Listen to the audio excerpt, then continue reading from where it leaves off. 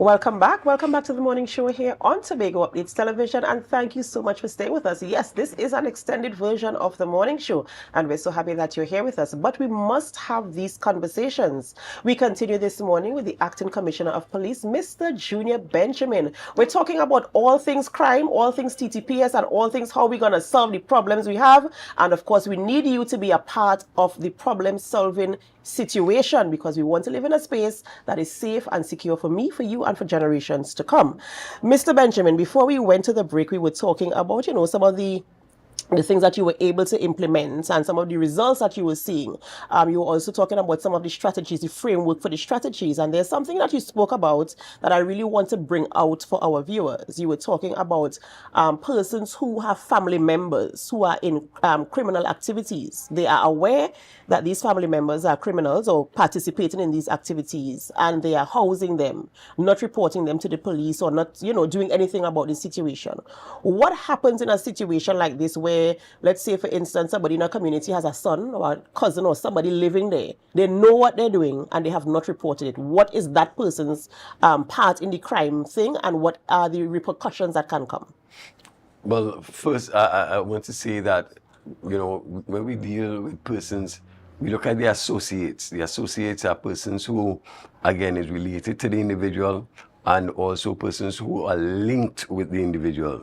And persons are linked for different reasons. Sometimes it's a relationship, sometimes it's family members, or persons that normally line with them, but be it a friend, etc. And I'm saying persons need to be very mindful when you have associates or persons or friends who are involved in drugs.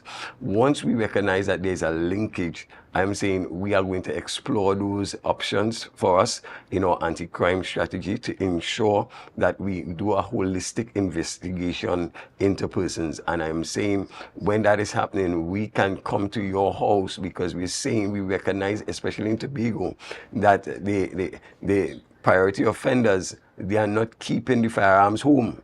They're giving it to their friends, and because you will not look there. But we are very, very mindful of these strategies, and we are going to be coming to the homes of these associates, and we are going to be looking and coming in there to get those firearms.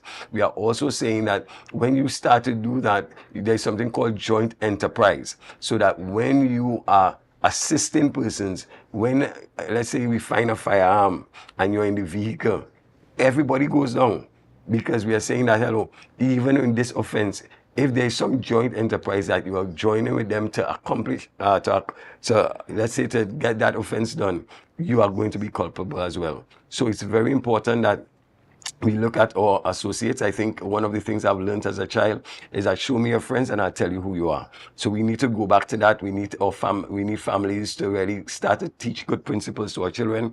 And I'm saying when that happens, I think that we're going to see a change in the crime as well. And brings me to my next area of questioning. We're talking about, I know you're in Tobago because you're visiting schools and having conversations.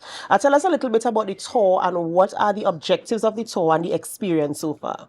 Well, my school days are very interesting days. I tell people don't believe, but the truth is, I was not a very bright person in school. I struggled through school. And I tell people I used to come 23rd in tests. I think out of how many? Out of 32. I even came to the second one time, and I was like, oh my goodness, this was really bad. But the truth is, I was grateful that my teachers never gave up on me. I was grateful that my parents never gave up on me. And I want to encourage parents. It doesn't matter what your child might be. It's so important that as parents that you have a dream for that child and you keep embedding that dream. And therefore, I am always grateful for my parents. They have always believed in me. My teachers did, and therefore it was a joy going back to my alma mater. I went to Scarborough Methodist, and just to talk to. That's also my alma mater. Come on, the will does it. That's right. So it was really a wonderful experience going back there and just talking with the children, and just I left them with my mantra. My mantra is simply, It's never too late to change. It's never too late to learn. It's never too late to dream, and it's never too late to make a difference. And that has kept me throughout the years. And today I am where I am because of those principals and those teachers. And it was a way of just going back to the students and really sowing back that seed that was able to nurture me to where I am today. Right, and it's so amazing because sometimes we tend to forget where we come from, and then we just get on with life because here I am now and I'm just doing what I have to do. But to make that measure of impact in the lives of these children, I'm sure it does mean a lot to you. In terms of what are some of the objectives? Okay, so you want them to understand that it's not too late to do all of these things, but how do you want them to get involved in ensuring, first of all, you have a personal responsibility to ensure that you do the right thing. You know what the right thing is and do it. How do you get them involved in ensuring they maintain that awareness of doing the right thing? One of the things that I recognize that children are one of the greatest influences in the lives of their parents. And you might think that the parents are supposed to be for the children. And there's a nice little ad that we normally do in the police service where a mother is speeding and the child is in the back and she's saying, "Mommy, yeah, you're speeding," and she's like, "Oh, okay, I didn't know." Sometimes when you try to when you teach a child to do the right thing, it helps the parents to ensure that they do the right thing. So therefore, to me, it's very important that we stop to just let the children understand, these simple principles of doing the right things, and not just doing the right thing, but doing things right.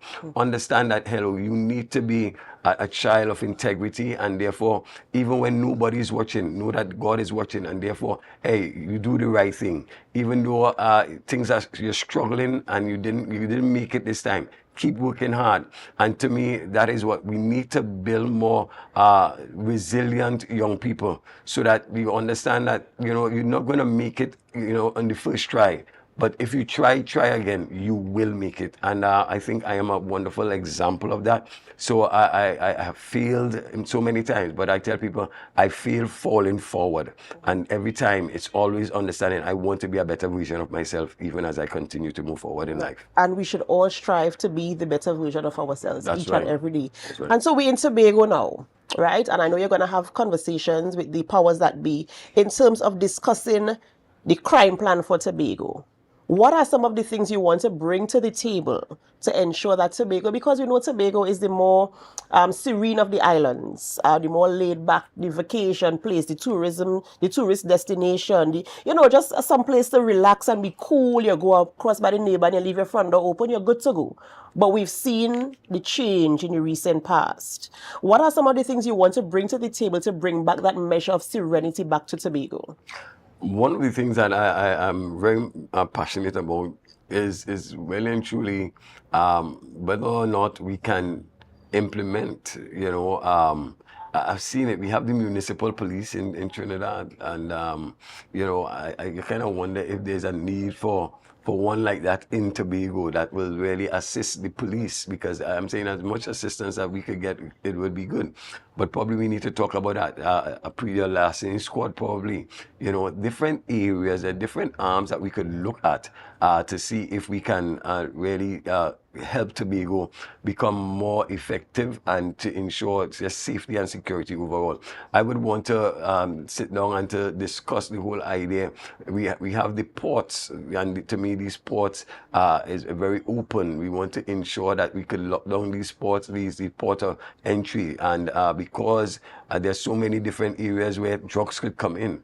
Let's have that conversation in terms of our air and coastal support unit probably playing a more pivotal role in Tobago space, and to see how we can ensure that we could shut down some of these situations.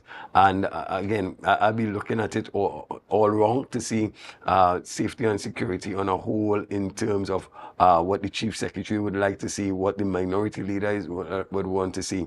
And the idea is that I want to touch everybody so that they could understand, as a commissioner for all, I am able to reach out and to hear, and then from the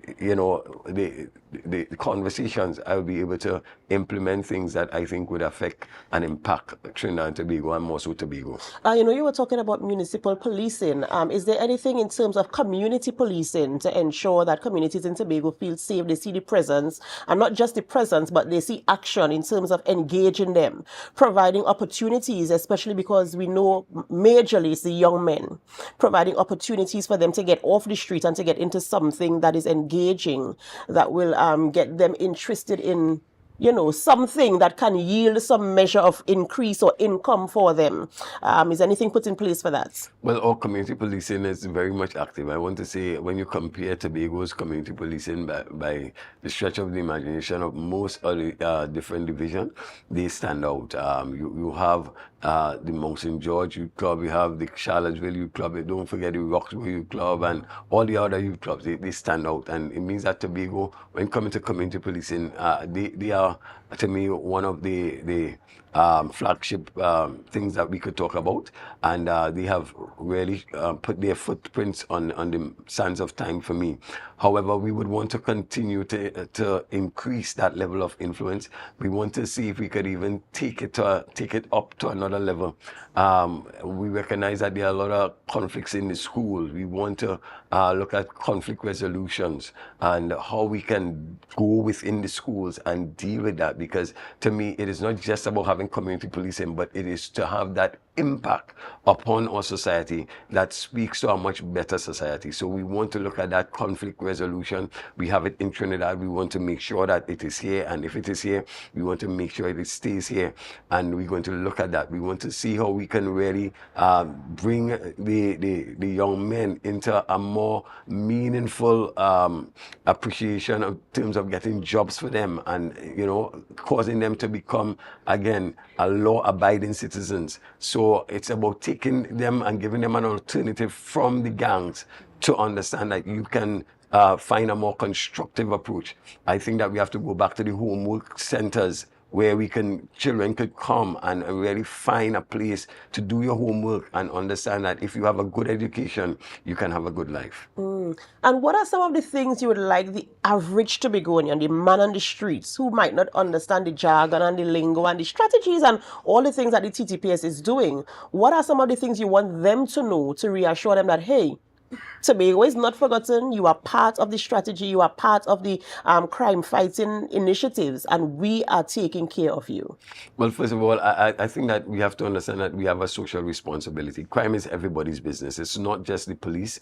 We all have a part to play, and I would really want, that normal man on the street to understand that, hey, it's time for me to take back my community. I'm not going to allow my community to be taken away by drug lords or even gang leaders.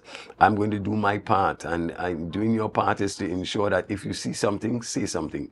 We're saying that, hey, do your part by ensuring that you can encourage a young person to be more constructive. At the end of the day, I think that some of the simple things in life is just going around and just looking at your community and seeing what can I do to make a difference. And therefore, we, the police service, want to join in with the public to, just say to them, once you're willing to join with us, we are going to stand with you. We're going to walk with you hand in hand, side by side, as we make Trinidad and Tobago safe again. And I think that really and truly, when I think a wonderful saying that I heard, it says that one of your greatest crime prevention strategy is to have law-abiding citizens working with you, and we look forward for that.